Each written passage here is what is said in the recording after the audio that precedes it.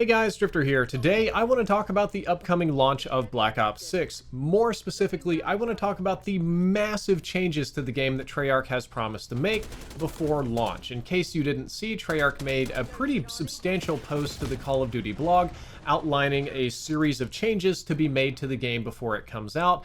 And I'm going to try to go over all of the important ones today, and we're going to start off with the one that is the most important to me, which was performance. Unfortunately, I was one of the people that were affected by the stuttering and hitching and sort of general bad performance of the beta.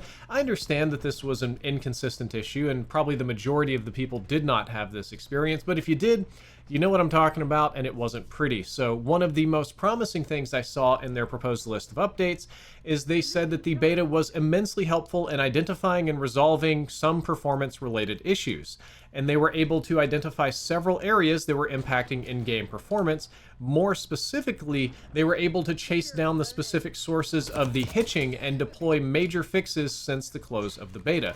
That was probably the biggest problem that I had with the game, is that it was hitching and stuttering when I played. So I'm really hoping they found that bug and fixed it, because that's probably going to get rid of about 75% of my gripes, and they're continuing to improve performance. So that is fantastic. Moving along, the next thing that they're talking about, and we've kind of already known this, a big section of the post is about the new maps, and they've actually shown sort of the load-in previews of some of the new maps. There's going to be several that we did not get to experience in the beta. We played 8 total maps in the beta, and the ones that we didn't get to play actually appear to be some of the bigger, more interesting maps to me. We're looking at Vault, which is sort of like a compound. Protocol, which is kind of a shipyard. That's the training yard you play on and rumored to be part of the big BR map. There's Lowtown, which appears to be on Venice or a neighborhood with like water and fishing, which is fun.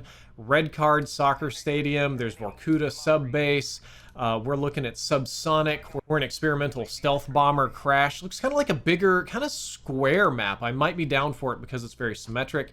Payback has given me some sort of standoff vibes, and a map called Warhead is what's left of Nuketown. Now that one looks outrageously small, to be fair. To be fair, that one looks tiny, but every, Treyarch game has to have its own flavor of Nuketown.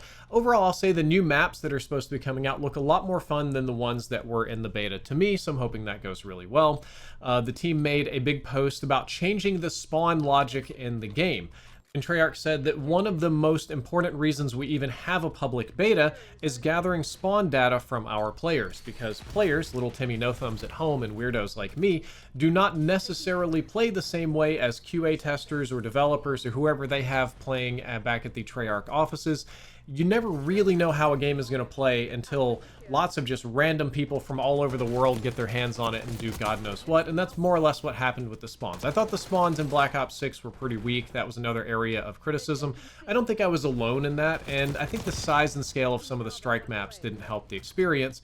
But they've gathered a truly outrageous amount of spawn data. It was one of the biggest betas in COD history, so they should have plenty of data to analyze and to improve the spawn system. They said that they have made several improvements to the spawn logic since the beta ended, so I'm hoping that this continues to prove and is good for launch.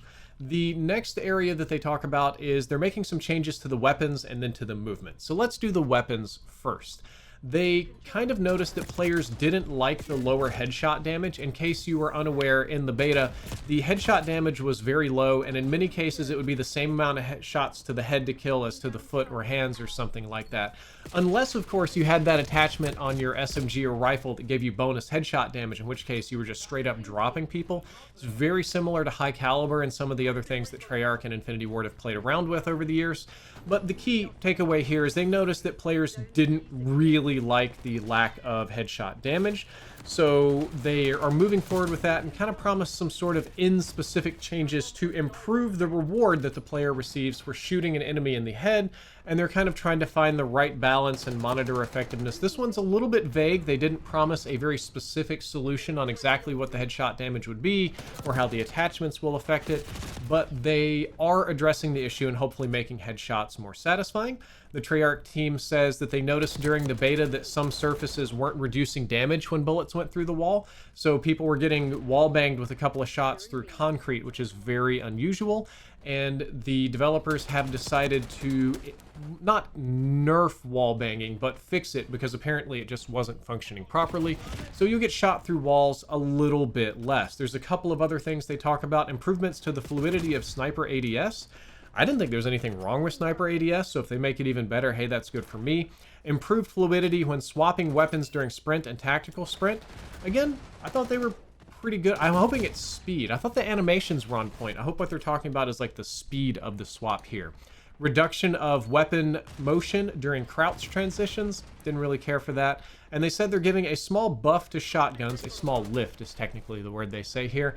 And targeted adjustments across all weapons to keep SMGs from overperforming relative to other classes. That's good because it was very much so an SMG game. The one shotgun we got to use, I didn't have a particularly good time with. And I feel that the SMGs need to be scaled down a little bit. Shotguns up. Assault rifles worked pretty effectively, to be quite honest. I don't think anything needs to change there. And they talk about weapon balance being an ongoing process, and there'll probably be more patches after launch. Moving along, the team has a lot of changes to the Omni movement system, primarily in terms of fluidity. So I'm going to try to summarize these as good as possible. They said that what they want to do is make an improvement to our third-person animation fidelity across slide, dive, jump, and supine prone. And our goal is that what you see in first person is representative of what others see in third person in order to maintain immersion and predictability. I think that's fantastic. I think they already did a decent job with that, except people laying supine look like bodies, but that's less of an animation issue and more of like a final settling position. They did say that they are doing adjustments to predictability and fluidity, such as we have increased the time before you can enter supine during a slide. So you can't slide and roll on your back as fast. That's really nice. They've also reduced the time to slide after sprinting in order to avoid accidentally crouching, known as a dead slide. I must have done that like 100 times. Almost never did I want to stop and crouch. I always wanted to slide, so fixing that is good. Slight reduction to the maximum slide duration. Also good. We won't be zipping quite as far as we were. And they've made some significant changes to the intelligent movement, both the intelligent mantle, the intelligent sprint, intelligent crouch. Apparently they pulled a bunch of information from players and how players were using it, and were able to use that to just basically improve the system. They've decided to shorten the duration of the winner's circle and reduce the emotes to 1. You can only emote once. It helps reduce emote spam. I think that's good. One that they added that did not get a lot of love in the blog post that I think is huge is that they added a kill counter to your HUD, so you will always know what kind of streak you're on.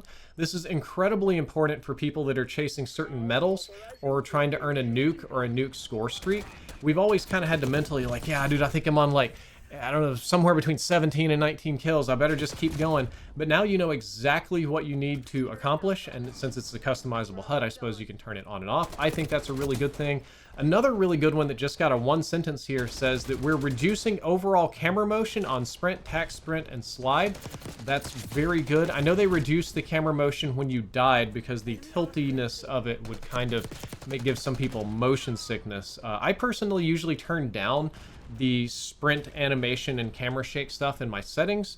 I'm glad to hear that's going a little bit lower. They've made some changes to kill order. They've nerfed Sleeper Agent by removing the bonus time you get by killing people when Sleeper Agent is active. I think this is a fantastic nerf. I personally don't think Sleeper Agent should be in the game, like, in general, but if it is there, it shouldn't just get extended because you're shooting people in the back. And they've made a very interesting change to equipment that I want to talk about.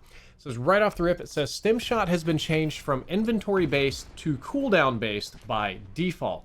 And I'm pretty sure what that means is that you used to just be able to use as many stims as you have. Some people would spawn with 2, they'd get shot, stim, get shot again, stim again, throw down the ammo pack, get them back, stim again. And it seems like what they've decided to do is instead change the stim shot to just being cooldown based, which makes a lot more sense for a lot of reasons. So I'm hoping what they did is they buffed it by allowing you to have unlimited stim shots. Your stim shots always regenerate. You don't have a fixed amount of them, but you can't spam them back to back up to 4 times with the little ammo resupply kit. So that when you use your stim shot, it needs to be a little bit more tactical and get you out of a little bit of trouble instead of just sort of a crutch that you have to rely on. They've made some changes to the combat axis, perks, not a lot of other things. And kind of a big one is they've updated the RCXD controls, which is great, because that RCXD drove like, it was drunk driving. The RCXD was very hard to control, so they've made some changes to the controls, and I'm hoping that they make it a lot more nimble, because then it'll be a more fun kill streak. So I think I was kind of negative on the beta. My review was one of the least positive ones amongst the big COD content creators. A lot of that had to do with the performance issues, so I'm personally very happy to hear that the performance is going to be improved. And so far, I think all of their proposed changes on this blog sound really good. So hopefully Black Ops 6 is in a better state when the full game comes out, and if it is, I'll be able to play it some more. So guys, if you enjoyed this video, don't forget to like, favorite, and subscribe. Drifter out.